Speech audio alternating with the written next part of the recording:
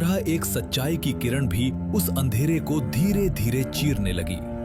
पूर्ण परमात्मा कबीर के अद्वितीय ज्ञान से लोगों की आंखें खुलने लगीं। वे समझने लगे कि मोक्ष स्थान से नहीं, सत भक्ति से मिलता है।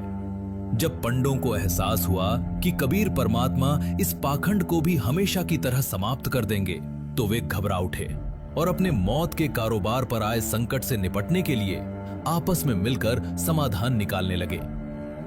सुना है वो जुलाहा करौंत को गलत बताता है। करौंत ही नहीं, वो तो इस बात को गलत बता रहा है कि काशी में शरीर त्यागने से स्वर्ग मिलता है और मगहर में शरीर त्यागने से नर्क।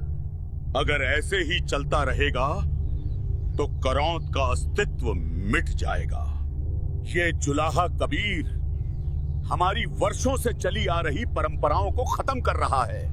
हमारी काशी जैसे पवित्र स्थान पर उंगली उठा रहा है। लोगों के मन में शंका पैदा कर दी है।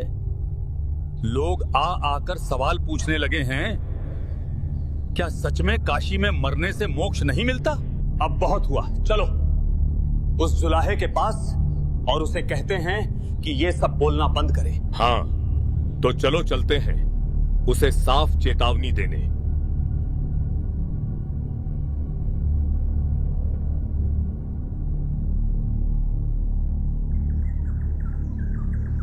कर्म करने वाला चाहे कहीं भी हो, यदि वो मर्यादा में रहकर सतभक्ति करे तो वो सतलोक ही जाएगा। जो मनमाना आचरण करता है, शास्त्र विरुद्ध साधना करता है, वो चाहे काशी में मरे फिर भी नरक से नहीं बच सकता। सत्य भक्ति से ही मोक्ष मिलता है। स्थान का इसमें कोई महत्व नहीं। तू गलत बात फैला रहा है। ये वर्षों से चली आ रही मान्यता है कि काशी में शरीर त्यागने वाला स्वर्ग जाता है और मगहर में मरने वाला नरक जाता है। महात्मा जी, क्या ये बात हमारे शास्त्रों में कहीं लिखी है? कबीर, जरूरी नहीं कि हर बात शास्त्रों में हो। कुछ मान्यताएं भी होती हैं, उन्हें यूं ही ठुकराया नहीं जा सकता। ये जुलाहा कबीर मुसलमान होकर हमें हमारी सनातन परंपरा सिखाएगा। और अगर तुझे लगता है कि हमारी मान्यता गलत है तो साबित कर। ठीक है महात्मा जी, सबको बता दो, मैं मगहर में शरीर त्यागूंगा और मैं न केवल स्वर्ग बल्कि स्वर्ग से भी ऊपर अपने परम धाम सतलोक जाऊंगा। और महात्मा जी, एक निवेदन है। कौन सा निवेदन? आप अपने सभी साथियों को मगहर बुलाइए और जब मैं अपना शरीर त्यागूंगा तब आप अपनी विद्या के अनुसार दिखाइएगा कि मैं कहां गया हूं। अगर आपको अपनी मान्यता सही लगती है तो आपके अनुसार मैं नरक जाऊंगा, और अगर सत्य मेरी बात में है तो संसार देख लेगा मोक्ष स्थान से नहीं बल्कि सत भक्ति से मिलता है। कबीर परमात्मा के इस एक वचन ने पूरे प्रदेश में हलचल मचा दी।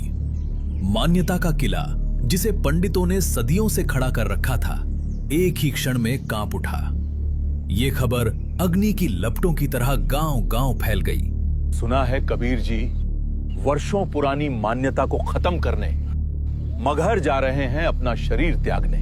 हर गली, हर चौपाल, हर घाट बस एक ही चर्चा गूंजने लगी। भ्रमित जनता, पंडित, सिपाही, काजी, सबकी निगाहें अब मगहर की ओर टिक गई थीं, क्योंकि सदियों के अंधविश्वास को पूर्ण परमात्मा स्वयं चुनौती दे रहे थे। महाराज, इस बार हमारे नगर में बहुत अच्छी फसल हुई है। ऐसा लगता है कि इस बार किसानों को ज्यादा मुनाफा होगा। क्यों न हो मंत्री जी, इस बार कबीर साहेब की दया से वर्षा जो अच्छी हुई है। महाराज वीर सिंह बघेल जी की जय हो। कहो गुप्तचर, क्या खबर लाए हो? तुम इतने घबराए हुए क्यों हो? महाराज, एक अत्यंत महत्वपूर्ण सूचना प्राप्त हुई है। हमें ज्ञात हुआ है कि कबीर साहिब जी शरीर का त्याग करने के लिए मगहर जा रहे हैं। महाराज, लेकिन हमने सुना है कि मगहर में जो भी अपने शरीर का त्याग करता है उसे कभी स्वर्ग की प्राप्ति नहीं होती। नहीं मंत्री जी, कबीर जी तो साक्षात परमेश्वर हैं। वे शरीर का त्याग चाहे जहां करें, वे सतलोक ही जाएंगे। ये मगहर में प्राण त्यागने की लीला वो इसलिए कर रहे हैं ताकि दुनिया को संदेश दे सकें कि स्वर्ग नरक पुण्य कर्मों से मिलता है, न कि मरने के स्थान से। लेकिन हमें एक और चिंता है। हमें उनके शरीर की रक्षा करनी होगी। रक्षा किससे महाराज? अगर हम वहां नहीं गए तो वो मुस्लिम उनके पार्थिव शरीर पर कब्जा करके उन्हें दफना देंगे। सेनापति, तुरंत सेना तैयार करो। हम गुरुदेव का शरीर मुस्लिमों के हाथ नहीं लगने देंगे। उनका अंतिम संस्कार केवल हिंदू विधि से होगा। पूर्ण परमात्मा कबीर जी ने मगहर के लिए प्रस्थान किया। ये यात्रा कोई साधारण यात्रा नहीं थी। ये वो कदम था जो सदियों के अंधविश्वास पर सत्य की पहली प्रहार करने वाला था। आज नक्षत्र ही बताएंगे कि कबीर की गति क्या है। चलो देखें कहां जाता है। देखो, परमात्मा जा रहे हैं, हमें भी साथ में चलना चाहिए। अगर कबीर परमात्मा सच में स्वर्ग चले गए तो वर्षों की परंपरा झूठी साबित हो जाएगी। कबीर परमात्मा ने हमेशा पाखंडवाद पर चोट करी है। हमें भी साथ चलकर देखना चाहिए। काशी से मगहर तक की दूरी लगभग 180 किलोमीटर थी और ये दूरी कबीर परमात्मा अपने लीलामयी 120 वर्षीय शरीर से पैदल तय करने वाले थे। जो उन्हें जाता हुआ देखता उनके संग चल पड़ता।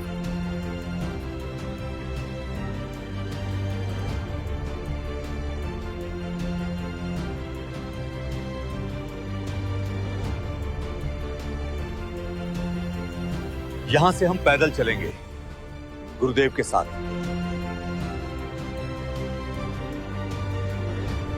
प्रणाम गुरुदेव।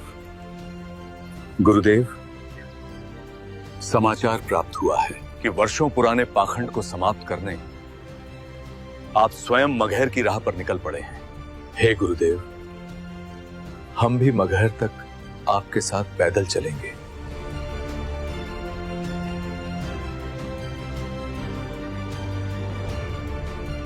ये यात्रा सिर्फ काशी से मगहर का सफर नहीं थी, ये सत्य की ओर मानवता का कदम था। परमात्मा आगे आगे, हजारों लोग पीछे पीछे और उनके साथ साथ पंडित, काजी सभी एक ही राह पर, एक ही उद्देश्य से सत्य का प्रत्यक्ष दर्शन करने साथ में चले।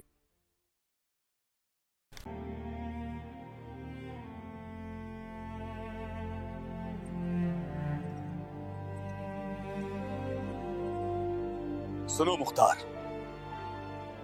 लगता है वीरदेव बघेल को भी खबर पहुंच चुकी है कि पीर कबीर जी मगहर में अपनी रूह को जिस्म से आजाद करने वाले हैं।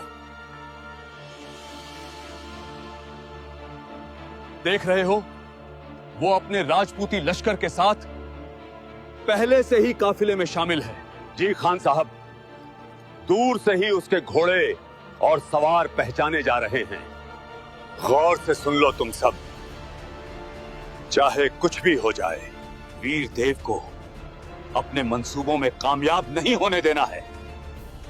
जी खान साहब, अगर उसने ये गुमान भी किया कि पीर कबीर जी का जिस्म अपने हिंदू रस्म और रिवाज के मुताबिक उठा ले जाएगा तो समझ लो ये हमारी सरजमी की खुली बेइज्जती होगी। हम पीर कबीर जी की ताजीम करते हैं, मगर उनका पार्थिव जिस्म हमारी निगरानी में रहेगा, समझ गए?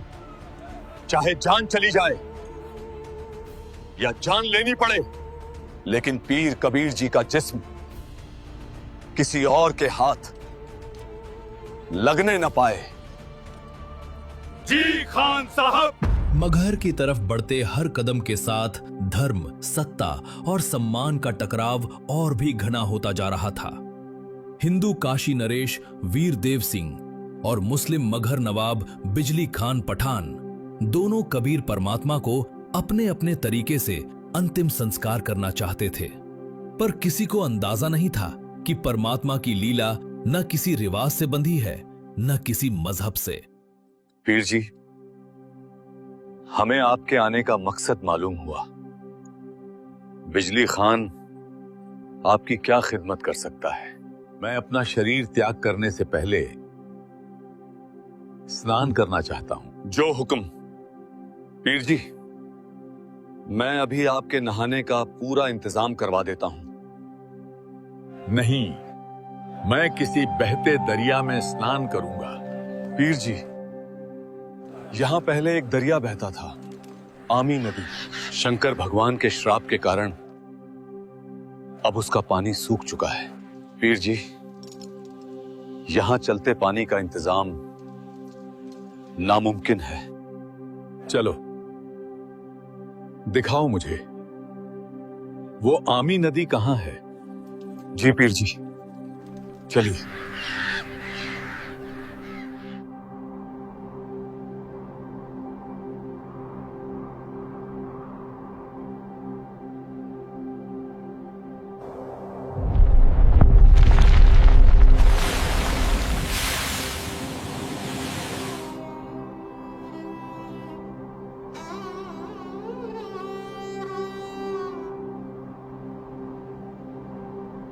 सतगुरु कबीर साहेब की जय।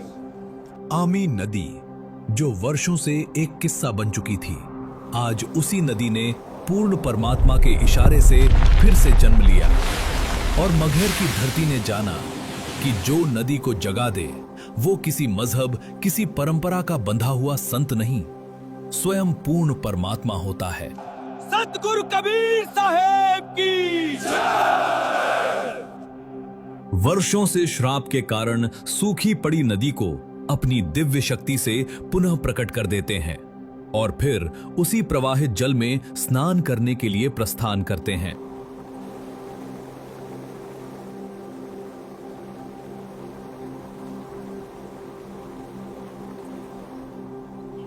आदेश दें प्रभु।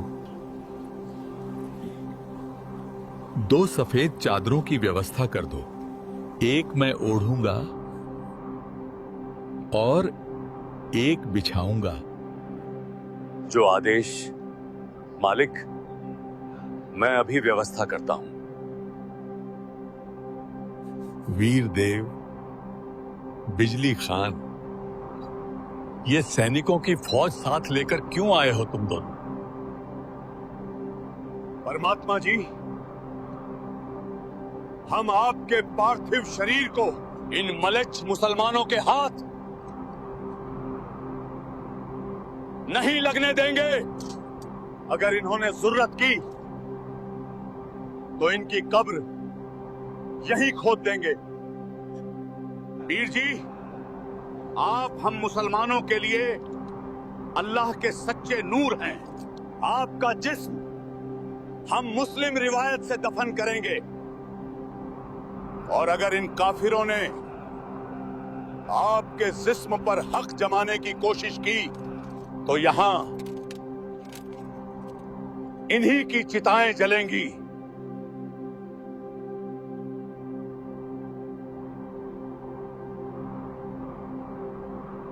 वीर देव, बिजली खान, इतना समय मेरे साथ रहकर अब भी तुमने ये नहीं सीखा?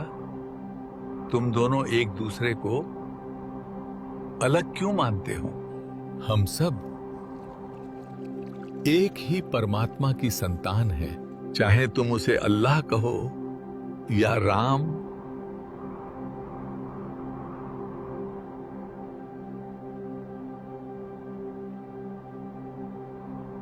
मेरे शरीर त्यागने के बाद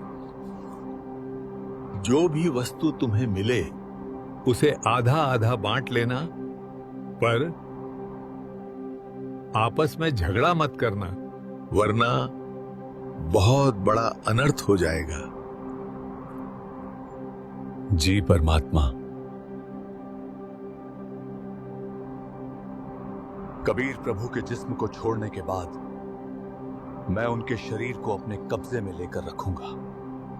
कबीर प्रभु का शरीर मैं किसी को नहीं दूंगा। उस समय के भविष्यवक्ताओं ने एक भयावह भविष्यवाणी की थी कि जल्द ही एक भीषण हिंदू मुस्लिम युद्ध होगा जिसमें अनगिनत जाने जाएंगी। वीरदेव और बिजली खान अनजाने में उसी तबाही की ओर कदम बढ़ा रहे थे, पर कबीर परमात्मा मानवता को बचाने आए थे, नष्ट करने नहीं। और जो लीला अब होने वाली थी वो आने वाले सदियों के लिए मानव धर्म और एकता का सबसे बड़ा उदाहरण बनने वाली थी। परमात्मा जी, आपके आदेश के अनुसार सब व्यवस्था कर दी गई है। अगर कोई और आदेश हो तो बताइए। अब मैं चलता हूं। कबीर परमात्मा जी के आदेश अनुसार 2 चादरें मंगवाई गईं, एक बिछाने के लिए और एक ओढ़ने के लिए। और फिर पूर्ण परमात्मा कबीर जी ने अपने निज धाम सतलोक जाने के लिए प्रस्थान किया।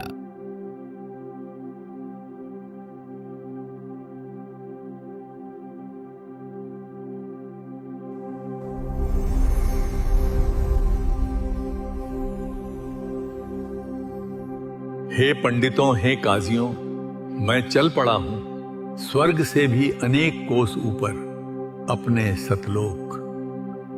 अब अपनी अपनी पोथियां खोलो और देखो तुम्हारे शास्त्र क्या कहते हैं, मैं कहां गया हूं।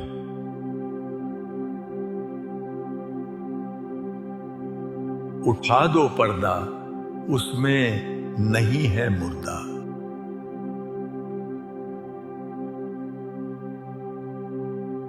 स्वयं परमात्मा थे। मैंने कैसे न पहचाना। ये अल्लाह का नूर थे। हम अंधे थे, बिल्कुल अंधे। पीर जी खुद रब थे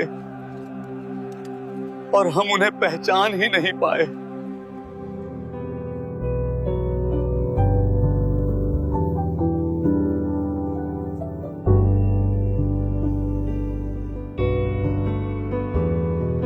जिस दिन तू बिसरे निकल जाए मेरी जान, जिस दिन तू बिसरे निकल जाए मेरी जान।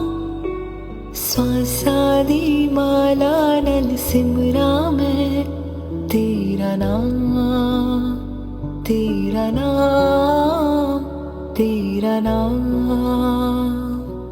श्वासा दी माला नल सिमरा मैं तेरा नाम, तेरा नाम, तेरा नाम, तेरा नाम। बन जावा बंदा मैं तेरा ही कृपा निधान, बन जावा बंदा मैं तेरा ही कृपा निधान। श्वासा दी माला नल सिमरा मैं तेरा नाम, तेरा नाम, तेरा नाम, तेरा नाम, तेरा नाम। ऐसी जी कृपा करो प्रभु मेरे, जी कृपा करो प्रभु मेरी। छड़िए जंजालानो बढ़ जाइए तेरी। जिस दिन तू बिसरे निकल जाए मेरी जान, जिस दिन तू बिसरे निकल जाए मेरी जान। श्वासा दी माला नल सिमरा मैं तेरा नाम, तेरा नाम, तेरा नाम। श्वासा दी माला नल सिमरा मैं तेरा नाम, तेरा नाम, तेरा नाम, तेरा नाम। के नाम अगर पियाना सतगुरु के नाम अगर पियाना सतगुरु की न मगर पियाना हो। दोनों दीन चले संग जाके हिंदू मुसलमाना हो। दोनों दीन चले संग जाके हिंदू मुसलमाना हो। की नाम मगर पियाना सतगुरु की नाम मगन पियाना सतगुरु की नाम मगन पियाना हो। दोनों दीन चले संग जाके हिंदू मुसलमाना हो। दोनों दीन चले संग जाके हिंदू मुसलमाना हो। मुक्ति खेत को छोड़ चले हैं। जिस काशी को न्यू कहा करते हैं ना, या मुक्त होता है इस क्षेत्र में, परमात्मा कहे तुम्हारी मुक्ति वाले क्षेत्र ने तुम ही रखो। हम तो वहां से मोक्ष प्राप्त करके दिखाएंगे जहां तुम कहते हो गधा बनता है। भाई मुक्ति खेत को छाड़ चले हैं, वो तज काशी अस्थाना हो। मुक्ति खेत को छाड़ चले हैं, तज काशी अस्थाना हो। साहा सिकंदर कदम लेत है, साहा सिकंदर कदम लेत है, बादशाही सुल्ताना हो। दोनों दीन चले संग जाके हिंदू मुसलमाना हो। दोनों दीन चले संग जाके हिंदू मुसलमाना हो। चार वेद के वक्ता संग है, वो खोजी बड़े बयाना हो। चार वेद के वक्ता संग है, वो खोजी बड़े बयाना हो। सालग राम सुरत से सेवे, सालग राम सुरत से सेवे, वो ज्ञान समुद्र दाना हो। दोनों दीन चले संग जाके हिंदू मुसलमाना हो। दोनों दीन चले संग जाके हिंदू मुसलमाना हो। सठ दर्शन जाके संग चाले, सठ दर्शन जाके संग चाले, वह गावत बाणी नाना हो। अपना अपना इष्ट संभाले, अपना अपना इष्ट बनावे, वो बाचे पोथी पाना हो।